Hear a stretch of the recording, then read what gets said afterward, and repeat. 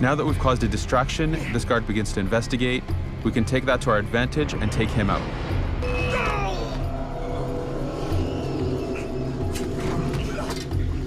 Disarming is another tool that you have as an assassin to steal the enemy's weapon and gain the advantage.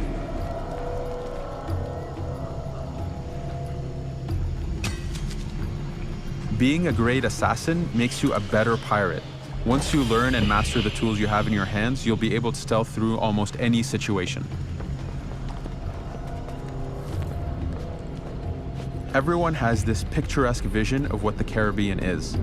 The Next Gen has helped us deliver on this promise and dream.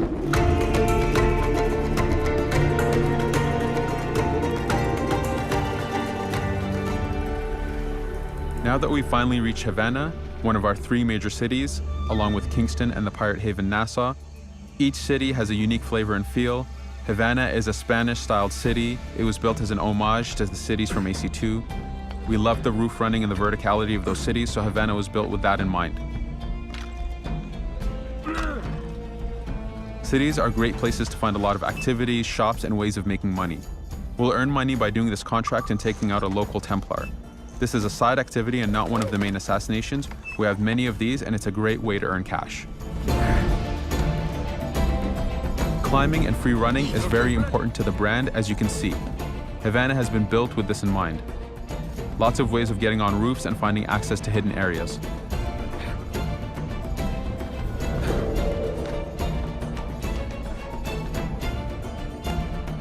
Now that we're near the target, using Eagle Vision will assess the situation. We can see some guards around.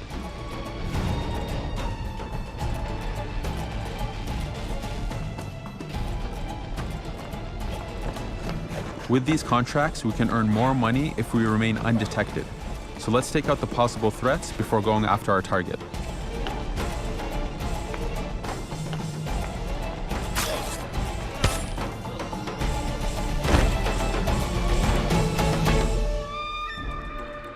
There are many opportunities to take him out. See if you can spot them all, but for now, there is an easy one in front of us with the explosive barrel. So we'll free aim and take him out that way. Since we were undetected, we also got that cash bonus. And now we escape the scene.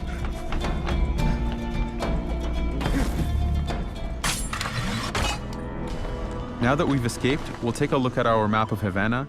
As you can see, there's a lot of activities, missions, and collectibles. Lots for you to do, but for now, we'll head to a shop to upgrade Edward's guns. You can upgrade Edward to carry up to 4 pistols, but here we are going to upgrade the guns themselves. Since we're after the weapons dealer Julian Ducasse, we will upgrade to the most powerful pistols our money can get. And of course, there's a lot of customizations and upgrades you can get for Edward.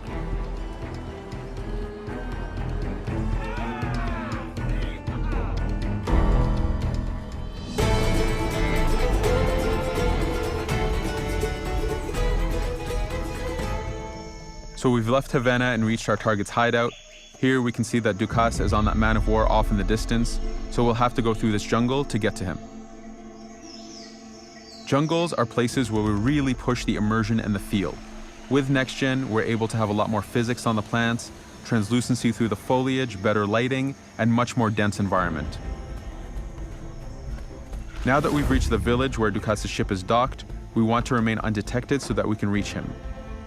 Here we have a new hide spot called the Hiding Door, good for taking out a guard and keeping his body hidden.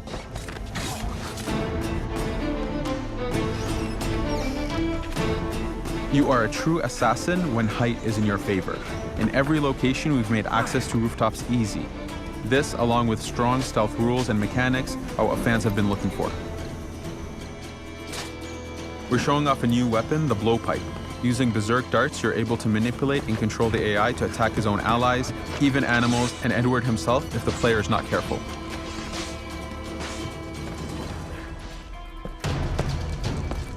There are many ways to get onto that ship. We can go up to the masts, we can go from the front, but for now, we're going to take him out from the stern of the ship.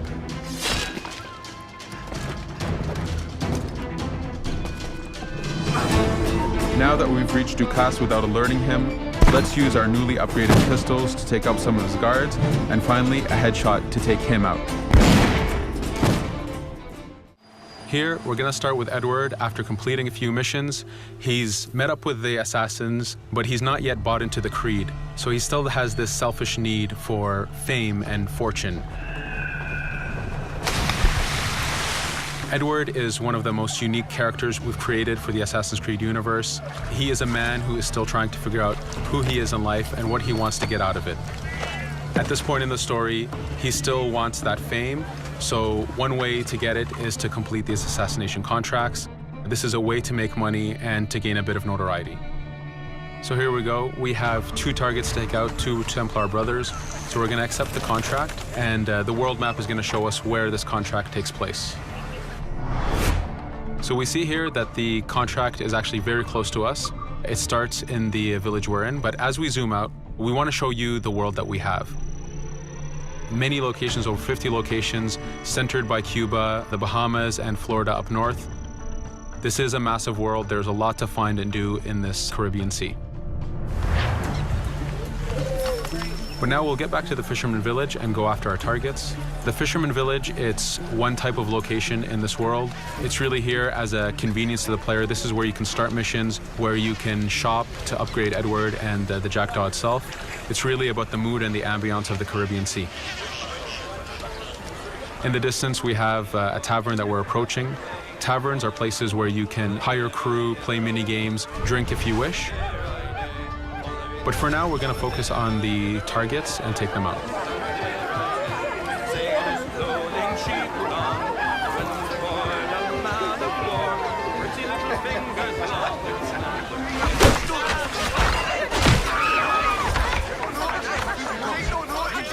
Now that we've taken out one brother, the other one's going to bolt.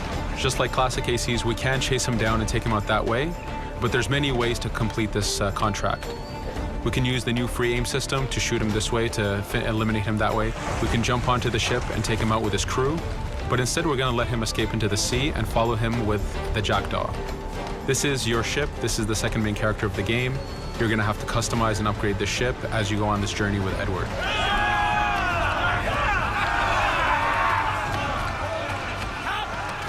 We've seamlessly gone from a ground chase right into a naval chase. We could destroy the ship and complete the contract that way, but instead, using the spyglass, we can see that he's carrying a lot of rum. Rum is important in the economy system. It's one way of making a lot of money if you sell it properly. So instead of destroying the ship, we're going to plunder that ship. Fire! Here you can see the upgrades that we've made into the naval combat. Using the front cannons, you can shoot chain shots to slow down the ship. Using the new round shot mechanic of trajectory aiming, you can aim for the hull and do a lot of damage this way. This specific enemy is what we call a frigate. Frigates are the type of ships that you need to destroy as fast as you can, because the longer the fight lasts, the more damage they're capable of doing. We have other enemy types like the Charger or the Man of War. The Man of War is a massive ship capable of carrying over 100 cannons. These are ships that you really need to upgrade to be able to face. But now that this frigate has been demasted, we can start the boarding. Boarding, it's very important. You are a pirate. This is how you gain cargo. This is how you take on ships. So here we can start the boarding from any orientation or angle we wish. The distance even matters. If you get too close, the 2 crews will just jump right into each other. If you start a bit further, you can jump in the water and go in for a sneak stealth attack. We have 2 objectives to accomplish for this boarding.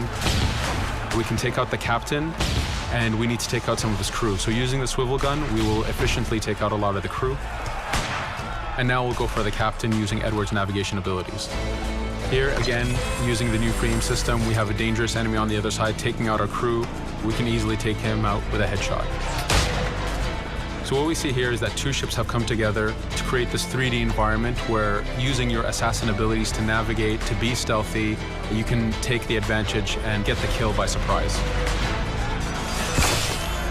Now that we've taken out the captain, we still need to take out a few of the crew members to complete this boarding.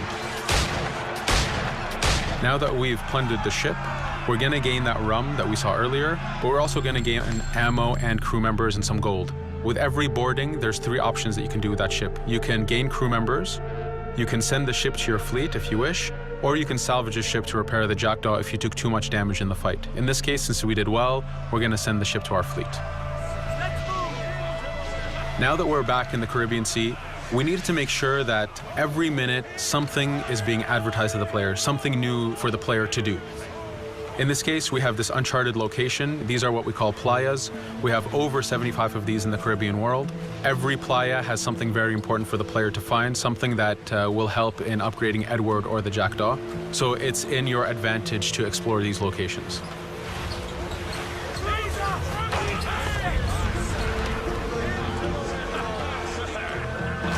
Again, for us, seamlessness is very important.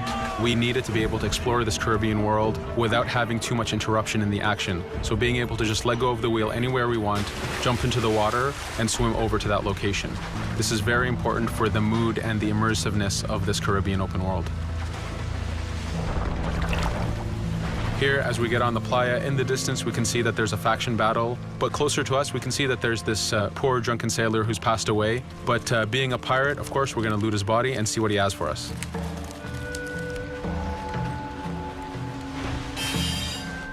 So we found a treasure map. This treasure map is asking us to go to an island called Misteriosa. Every time you find one of these, you know that you're going to find a treasure that is linked to the progression of the Jackdaw or Edward, so they are very valuable. Here we're going to take a look at that faction battle. We have a British ship facing off against a Spanish ship. We could jump in and take advantage of this opportunity, allowing each ship to weaken the other and for us to plunder both. But now we're going to make our way back to the Jackdaw. Again, this is the second main character of the game. There's a lot of customization and a lot of upgrading to do on the Jackdaw. You can upgrade all the weapons to fit the playstyle you wish. Now, as we get onto the Jackdaw, we can see that the crew is cheering for us. Edward has a really close relationship with his first mate, Adewale, standing right there, and with his crew. And this is something that you'll see later in the demo, that we can lose and gain crew members. Again, using the spyglass, we can really see the contents of a ship, but you can also assess the danger and threat level of these ships. But for now, we're going to continue to Misteriosa to find that treasure. Here we've crossed into a harpooning zone. The harpooning system is connected to the hunting system, which is used for upgrading Edward himself. So you can upgrade the number of weapons he carries, the ammo that you can carry, and even his health. But for now, we've moved past that zone and we've got into a storm. Storms are very dangerous. If you're not careful, if you don't know how to navigate a storm, you will take damage to your ship and you will lose crew members. In the distance, we can see a water spout. This is a tornado in the ocean. These are very dangerous. They can suck you in, and when they do, they tear the ship apart and take out your crew. Here we can see its effect on a ship. This poor ship got sucked in and got destroyed. Storms are very dangerous, but we wanted the player to take advantage of this. When you've mastered a storm, when you know how these systems work, you can pull enemies into a storm and let the storm do damage for you. So there is a strategic element to using a storm in the world.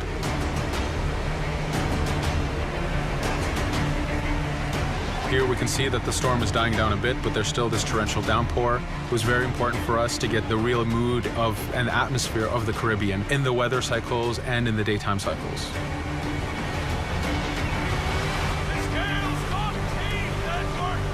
But here, since we've survived the storm, did pretty well, let's order our crew to sing.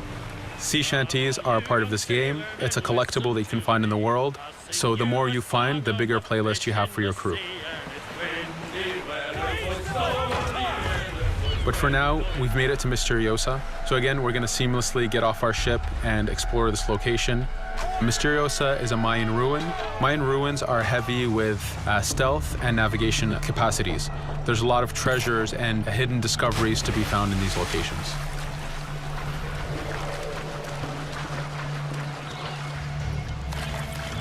If we recall the treasure map, the treasure is hidden behind a temple.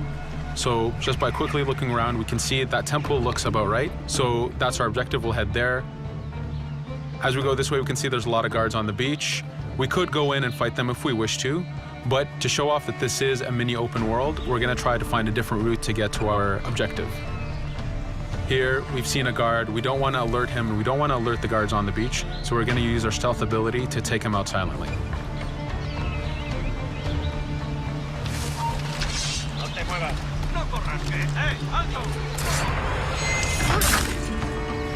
With AC3, we were able to push the navigation in the frontier, which means using natural environments like trees and rocks and so on. Mayan ruins are the perfect place where we mix man-made structures and these natural environments. So you really get to feel how far the navigation abilities of the assassin have come since the original game. In the distance there, we can see another part of the island being blocked off by a patrol of guards. We're going to avoid it for now and go for that treasure.